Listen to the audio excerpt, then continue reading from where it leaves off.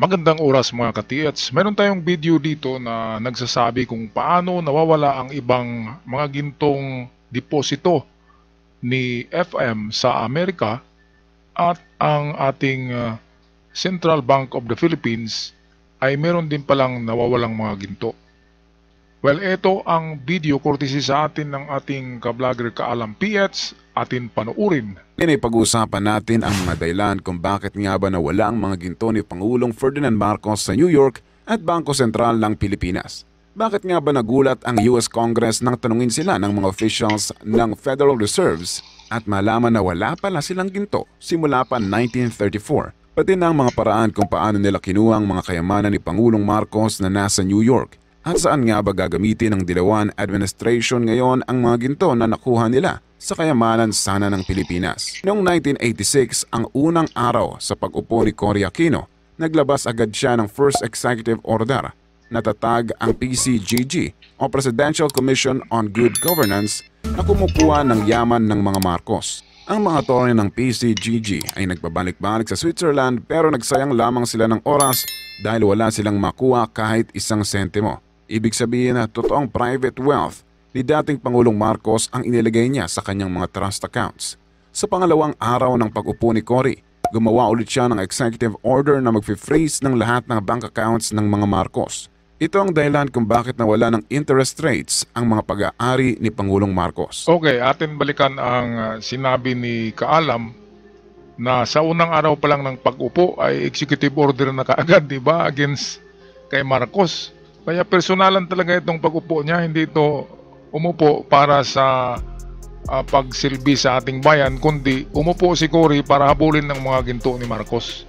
Kasi pangalawang araw pag-upo niya, nagtatag na naman ng PCGG, yung pang-sequester niya na ayinsan niya sa ginto ni Marcos, di ba? Yung PCGG ang laging humahabol sa mga account. Kaya first and second day sa pag-upo niya sa Malacanang nitong si Cory, ay si Marcos ang inatupag niya at saka mga ginto. Hindi man nag-iisip kung anong gagawin niya sa Pilipinas, di ba? Diyan natin makikita. Sobrang greedy. Kaya yan, hanggang sa kanyang mga anak ang karma Kinakarma sila. Dahil sobrang sobrang pagkasakim na paghabol ng mga ginto ni Marcos na hindi naman sa kanya yun. Di ba? Hindi sa kay Cory yun. Dapat maghabol ka kung sa iyo. Inangaagaw ka lang Yan ang problema kay Cory Aquino.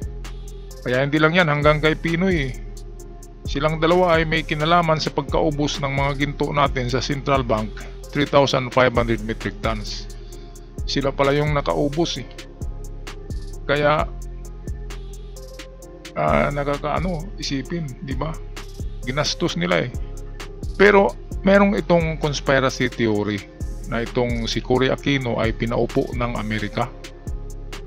Dahil may balak si FM noon, 1985-1986, ang target ni Apulacay na gagawa siya ng Asian dollars gamit ang mga ginto as backup sa mga maprintang kwarta, di ba? Yung ipiprintang kwarta ay naka-backup sa mga gold. Kaya natatakot ang Amerika, baka ang Philippine dollars baka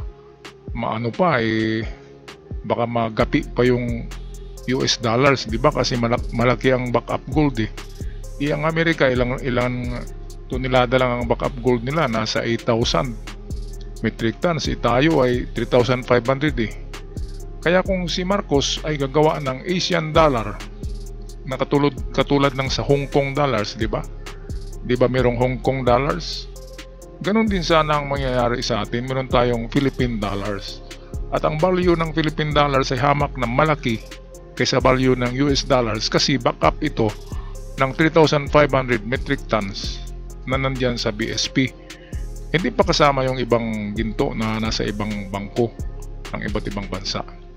Kaya napakagaling sana ng plano ni FM. Kaya nga lang yung EDSA Revolution ay backup pala yun ng US. Backup ng US para matanggal talaga si FM para hindi siya makagawa nitong tinatawag na Philippine Asian dollars. Kasi talaga ang Amerika mawawala ang power nila sa buong mundo kapag mas malaki ang value ng ating pera. At tayo na sana ang pinakamayaman na bansa sa buong mundo sa panahon ni FM. Okay, balik tayo sa video ni Kaalam Piats. Kahit na ang executive order ay nakabase lang naman talaga sa maling akala. Isa sa sinabi ni Cory ay hindi raw makatotohanan ang mga ari-arian ni Marcos sa New York. Pero nang magpunta ang may bahay ni Pangulong Ferdinand na si Imelda Marcos sa syudad para sa isang court trial, napatunayan na hindi nakaw ang mga kayamanan ng kanilang pamilya. Ito ay dahil sa mga katibayan at original documents na dala-dala ni Ginang Imelda Marcos para ipakita sa korte. Lahat ng mga kaso na isinampa ng Aquino administration gamit ang PCGG ay nawala ng bisa. Matapos makauwi ni Imelda Marcos galing sa trial of the century, agad siyang lumapit sa Senado ng Pilipinas at humingi ng tulong para sa pagbuo niya ng mga trustees sa gobyerno. Ito ay para mailagay ang mga kayamanan ni Pangulong Marcos sa custody o pangangalaga ng Pilipinas. Alam niya kasi na marami ang interesado sa kayamanan ng kanyang asawa, lalo na yung mga tao na nasa global powers. Dagdag pa niya, ang interes ng kayamanang ito ay gagamitin para sa kapakanan ng mga Pilipino. Sa kasamang palad, tinanggihan ito ng mga dilawang senador na nasa gobyerno noong mga oras na iyon. Ito, atin balikan yung sinabi ni Kaalam na global powers na gustong kumuha sa mga ginto. Wala nang ibang powerful country in the world, di ba? Of course, alam natin yan. Yung maraming star na bandila. Uncle Sam, di ba? At ito nga ang pagpatalsik kay Apulakay na automatic dinala siya sa Hawaii ay parang drama lang siya na sinabi ng Amerika, itakas ka namin Apulakay kasi delikado ka dyan sa Pilipinas. Yun pala ay parang kinidnap na siya at ikulong na siya doon sa Hawaii. Yun pala yun. And then, yun, habulin ng kanyang mga ginto para mabawasan ito. Yung iba nakuha, yung iba hindi. At dahil sa freeze order ni Cory Aquino ay hindi, kaya pala walang interest, hindi nagka-interest ang mga ginto ng halos 50 years na walang interest. Bago lang yan nagka-interest. Kaya yung nakuha ni PBBM dyan ay hindi yung malaking interest talaga kasi na-freeze nga yan sa panahon ni Cory. So nag-stop yung kanyang interest sa mga account na yan na mga ginto. Okay, so magandang ito. Ngayon itong sinabi na binomba na bangko na towers na skyscraper. Palagay ko ito yung Twin Towers sa New York kasi wala namang ibang binumba sa New York na mahaba, na mataas na skyscraper kundi ang Twin Towers of New York na binumba ni Bin Laden noon. Kaya kung may bangko doon na nakadeposito ang mga ibang ginto ni Marcos ay parang sinabay na yon, di ba? Pag bomba noon nang malaman ng na binomba ng may gustong nakawin yon ay sinabayan nilang pagpasok sa Twin Towers, di ba? Alam naman natin na ang dami-daming nakasuot bombero na pumapasok doon, pwedeng sinabayan na yon yung mga bangko pinasok na kinuha, di ba? Kasi yon ang doon daw nawala ng binomba yung building sa New York. Wala namang pinasabog na building doon na grabe, kundi yung Twin Towers sa panahon ni Bin Laden. Okay, balik tayo kay Kaalam Piats. Dahilan para tumakbo si Imelda bilang Pangulo noong 1988, pero agad siyang umatras dahil sa dami ng banta sa buhay niya at ng kanyang pamilya kung sakaling itutuloy niya ang halalan. Matapos ang 3 taon, naubos ang mga ginto ni Pangulong Ferdinand Marcos na nakalagay sa New York. Ang gusali na pinaglalagyan nito ay binomba ng mga elite ilang araw lamang matapos ang pagkawala ng mga ginto. Maraming residente ang nagsasabi na nakita nila ang tone-toneladang ginto na hinahakot ng mga truck bago tuluyang sumabog ang gusali. Alam din daw ng mismong presidente ni si George Bush na mangyayari ito. Isang linggo matapos ang pangyayari, sinabi ni Bush na ang pinakamayamang bansa sa mundo ay ang Pilipinas. Ito, tama ang hinala ko, yung Twin Tower yun. Kasi sa panahon ni Bush yun yung pagsabog ng Twin Tower. Kaya yun, doon pala nakalagak yung ibang account ni FM. At sinabayan, no?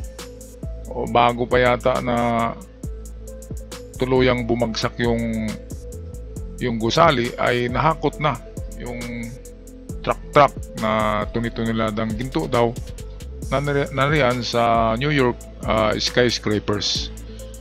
Okay, so ayan, klarong-klaro, sabi din ni W. Bush nung may interview siya nung panahon na yun after sa pagsabog ng Twin Tower.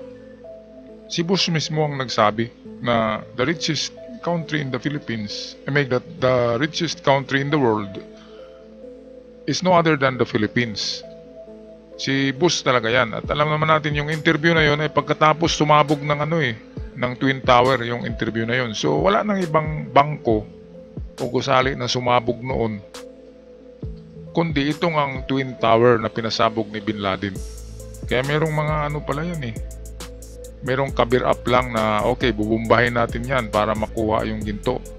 At pwede rin na nagkataon lang talaga na binumba ni Bin Laden ng eroplano, di ba? Kamikaze type na mga atake yun, yung ibabangga yung eroplano sa building.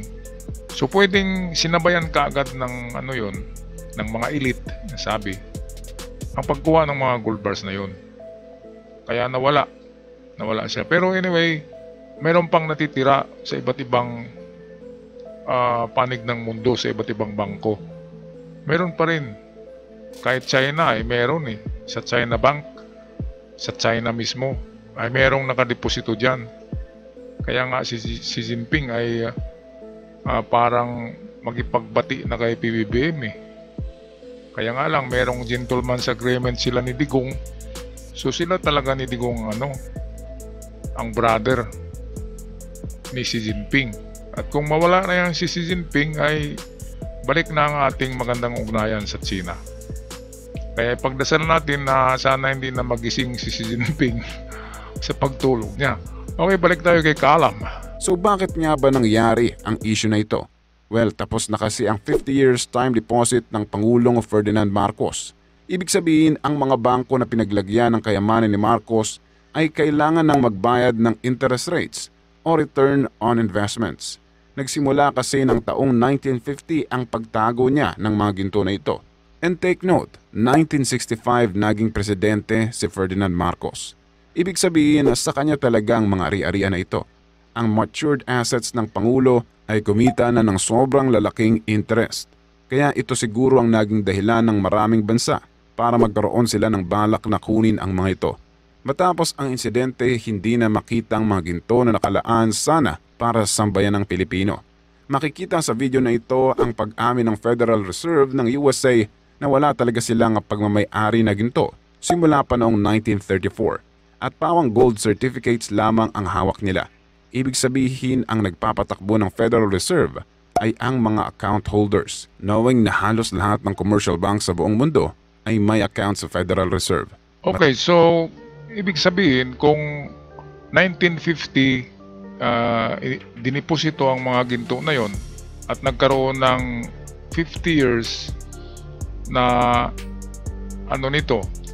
palugit para magkaroon ng interest. So ibig sabihin year 2000 ay mag-umpisa na itong mag-interest.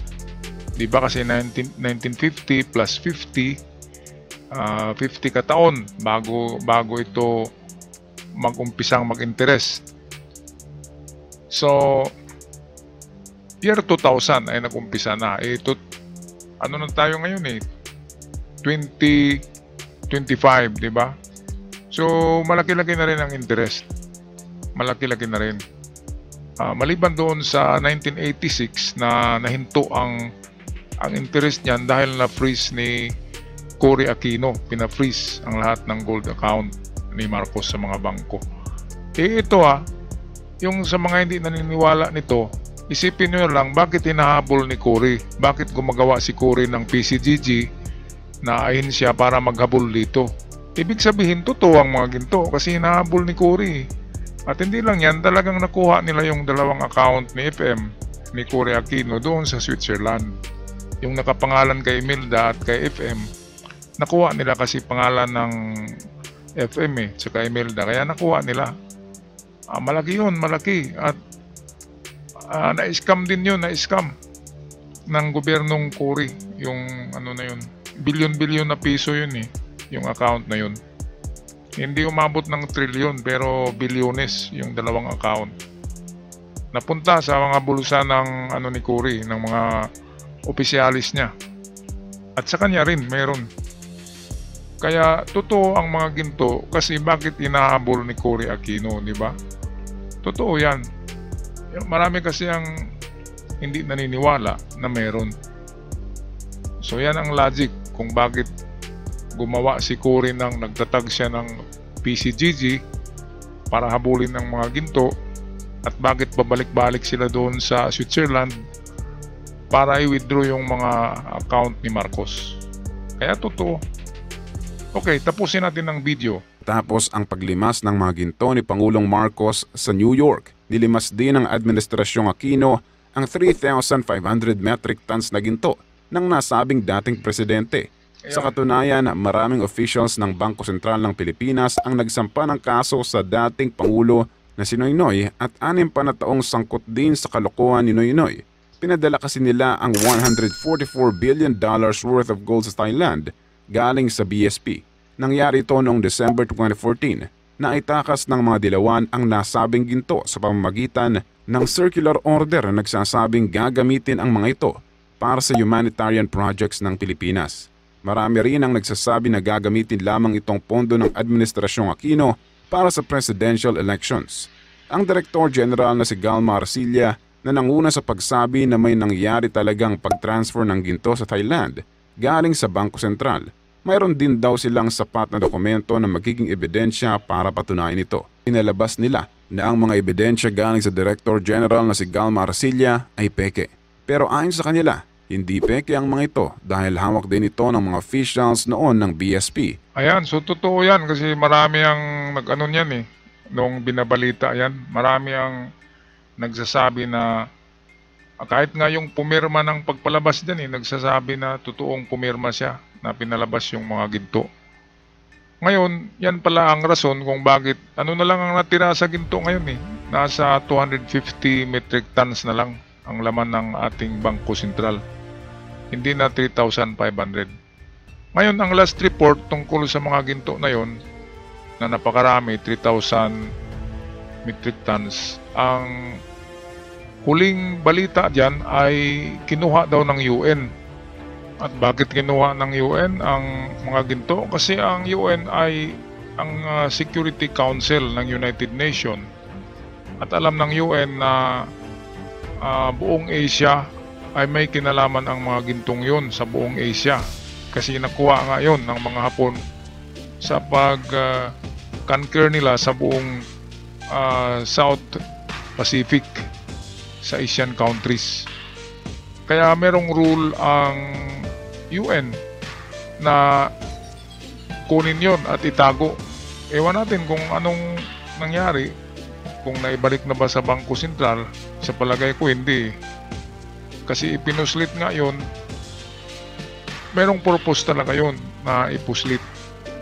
At hindi natin alam kung ano ang kasunduan ng nila Pinoy at saka UN. Bakit napunta sa UN?